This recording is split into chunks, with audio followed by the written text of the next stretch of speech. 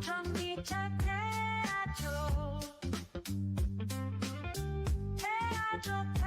한국만 독점 출시? 미국인들 멘붕 온 테슬라의 황당한 결정. 여러분 안녕하세요. 태조입니다. 오늘 영상 시작하기 전에 구독과 좋아요, 알림 설정까지 꼭 눌러주시면 정말 감사하겠습니다. 멤버십 첫 도움 주신 정1010 구독자님 정말 감사합니다. 앞으로도 빠른 소식 전해드리겠습니다. 자, 여러분 오늘 제가 가져온 소식은요. 진짜 황당하면서도 한편으로는 우리나라 입장에서는 좀 기분 좋은 그런 뉴스예요. 테슬라가 사이버 트럭 전용 CCS 어댑터를 드디어 공식 출시했는데요. 근데 이게 어디서 나왔냐? 바로 대한민국, 우리나라에서 먼저 나온 거예요. 지금 미국 사이버 트럭 오너들 완전 멘탈 붕괴 상태거든요. 왜냐면 이 사이버 트럭이라는 차가 어디서 만들어지는지 아세요? 텍사스요, 텍사스. 미국 한복판에서 생산되는 차예요. 그리고 이 차가 미국 땅에서 달린 지 벌써 2년이 됐어요.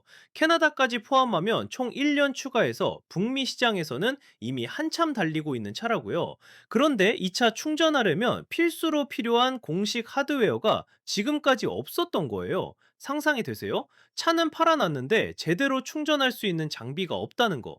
그래서 북미 오너들은 그동안 완전 불편함을 감수하면서 차를 몰았던 건데 이게 이제야 출시가 됐어요. 근데 그게 한국에서 먼저 나왔다는 거죠. 2025년 12월 5일자로 테슬라 코리아가 공식적으로 사이버 트럭 전용 CCS 콤보 1 어댑터를 런칭했습니다. 이 새로운 제품은요, 그동안 오너들이 기존 어댑터를 사용하지 못하게 만들었던 두 가지 치명적인 결함을 완벽하게 해결했어요. 자, 그럼 도대체 뭐가 문제였는지부터 차근차근 설명해 드릴게요. 첫 번째 문제는 물리적인 장착 자체가 안 됐다는 거예요. 테슬라가 원래 만들어 놨던 OEM CCS1 어댑터 있잖아요. 이게 원래 어떤 차를 위해 디자인됐냐면요. 모델 S, 모델 3, 모델 X, 모델 Y, 이른바 S3XY 차량들을 위해 만들어진 거였어요. 이 차들은 충전 포트가 어떻게 생겼냐면 매끈하고 평평하게 차체랑 플러시하게 달려 있어요.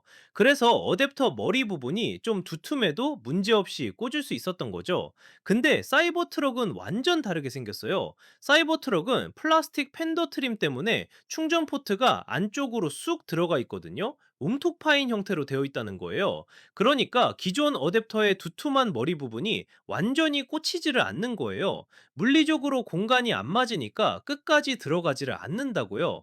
그래서 오너들이 어떻게 했냐면요. 진짜 웃기면서도 안타까운 상황이 펼쳐졌어. 일단 서드파티, 그러니까 다른 회사에서 만든 비공식 어댑터를 사서 쓰거나 아니면 완전 극단적인 방법을 선택한 사람들도 있었어요. 뭐냐면 절박한 순간에 아예 팬더 트림을 뜯어내 버리는 거예요.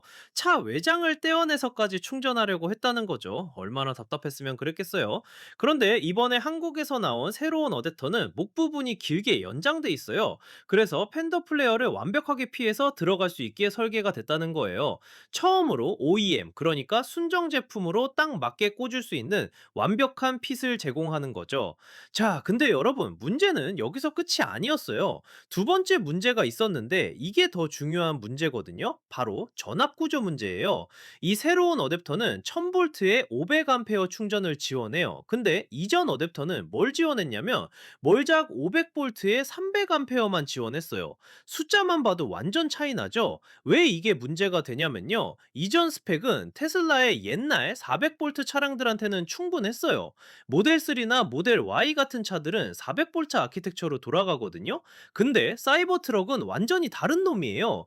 이 녀석은 800V 아키텍처로 작동한다고요. 무슨 말이냐면 고속도로에서 시속 200km로 달릴 수 있는 차한테 시속 100km 제한을 걸어놓은 거나 마찬가지예요. 병목 현상이 발생하는 거죠. 차는 빨리 충전할 능력이 있는데 어댑터가 그 성능을 다 받아주질 못하니까 답답하게 느린 속도로만 충전이 됐던 거예요. 그런데 이번 업그레이드로 인해서 이제 서드파티 충전소에서도 사이버 트럭의 고전압 충전 능력을 대부분 활용할 수 있게 됐어요. 최대 350kW의 빠른 충전 속도를 낼 수 있다는 거죠. 물론 500kW급 초고속 충전은 아직 제한돼 있어요. 이건 지금 현재 그 능력을 갖춘 슈퍼차저 사이트가 극소수밖에 없기 때문이에요. 아직은 인프라가 안 갖춰진 상태라는 거죠. 자, 그럼 이제 여러분이 궁금해하실 가격 얘기해 볼게요. 테슬라 코리아 샵에 이 새로운 어댑터가 37만 5천 원에 올라와 있어요. 미국 달러로 환산하면 대략 270달러 정도 되는 가격이에요.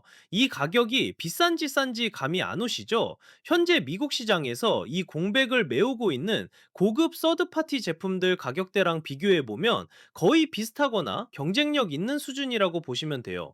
순정 제품치고는 합리적인 가격인 셈이죠. 그런데 여기서 제일 웃긴 포인트, 테슬라가 이 제품을 북미 시장에 언제 출시할 건지 아니면 애초에 출시나 할 건지조차 확정하지 않았어요. 공식 발표가 하나도 없다는 거예요. 지금 미국 오너들 완전 화났을 것 같지 않아요? 자기네 나라 텍사스에서 만든 차인데 자기네가 2년 동안 타고 다녔는데 정작 제대로 된 충전 어댑터는 한국에서 먼저 나온다는 게 말이 되냐는 거죠. 근데 이제 상황이 좀 달라졌어요. 왜냐면 이 하드웨어가 한국에서 대량 생산되고 검증까지 끝났다는 건 기술적으로나 생산 라인이나 다 준비가 됐다는 뜻이거든요. 그러니까 이제 북미로 이 도구를 가져오라는 압박이 장난 아니게 커질 수밖에 없는 상황이에요. 솔직히 말해서 테슬라 입장에서도 이해가 안 가는 부분이 있긴 해요. 왜 본토인 미국에서 먼저 안 내고 한국에서 먼저 냈을까요? 여러 가지 추측을 해볼 수 있겠죠. 한국 시장이 충전 인프라 테스트하기에 적절했다든가 아니면 생산 일정이나 인증 문제 때문이라든가. 근데 확실한 건 미국 오너들 지금 엄청 부러워하고 있다는 거예요. 생각해보세요. 2년 동안 비공식 어댑터 쓰거나 팬더 뜯어가면서 충전하던 사람들이 한국에서 공식 제품이 멀쩡하게 출시됐다는 소식 들으면 어떤 기분이겠어요? 나도 테슬라 F의 가란싱 기자가 이 소식을 전했는데 댓글란 난리 났을 것 같지 않아요? 이 상황을 정리해보면요. 결국 테슬라가 그동안 사이버 트럭 오너들한테 완전한 충전 솔루션을 제공하지 못했다는 게 핵심이에요. 물리적 호환성도 안 맞고 전압 스펙도 안 맞는 어댑터를 놔두고 차만 판 거나 다름없었던 거죠. 그리고 이게 단순히 불편한 정도가 아니라 실질적인 사용성에 큰 영향을 미치는 문제였어요. 테슬라 슈퍼차저망만 쓸 수 있으면 괜찮겠지만 장거리 여행이나 슈퍼차저가 없는 지역에 가면 서드파티 충전소를 써야 하는데 그게 제대로 안 됐던 거잖아요. 특히 사이버 트럭 같은 대형 전기 트럭은 배터리 용량도 크고 전력 소비도 많아서 충전 인프라가 정말 중요한 차종이에요. 짐도 싣고 캠핑도 가고 오프로드도 달리는 차인데 충전 걱정 때문에 활동 반경이 제한된다? 이건 정말 큰 문제죠. 그래서 이번 한국 출시가 더 의미가 있는 거예요. 비록 한국에 사이버 트럭이 정식 출시되지도 않았지만 테슬라 코리아가 이 제품을 먼저 내놓았다는 건 글로벌 전개에 대한 신호탄이 될 수 있거든요. 아마 테슬라 내부적으로도 계획이 있겠죠. 한국에서 시장 반응 보고 피드백 받. 혹시 모를 문제점 체크하고 그 다음에 대규모로 북미 시장에 풀겠다는 전략일 수도 있어요. 근데 그게 북미 오너들한테는 좀 억울하고 답답한 상황인 거죠. 앞으로 주목해야 할 포인트는 테슬라가 정말로 이걸 북미에 얼마나 빨리 가져갈 것이냐예요. 1개월 안에 나올까요? 3개월, 6개월, 아니면 내년? 오너들 입장에서는 하루하루가 답답할 거예요. 그리고 한 가지 더 재밌는 건 이게 테슬라의 전략적 실수였는지 아니면 의도된 플랜이었는지도 궁금한 부분이에요. 보통 자동차 회사들은 주력 시장에서 먼저 액세서리를 출시하잖아요. 근데 테슬라는 늘 예상을 깨는 회사니까요. 여러분, 오늘 영상 재밌게 보셨나요? 테저 채널에서는 앞으로도 이렇게 흥미로운 테슬라 소식, 전기차 소식 계속 가져올 테니까요. 구독과 좋아요, 알림 설정 꼭 부탁드립니다. 다음 영상에서 또 만나요.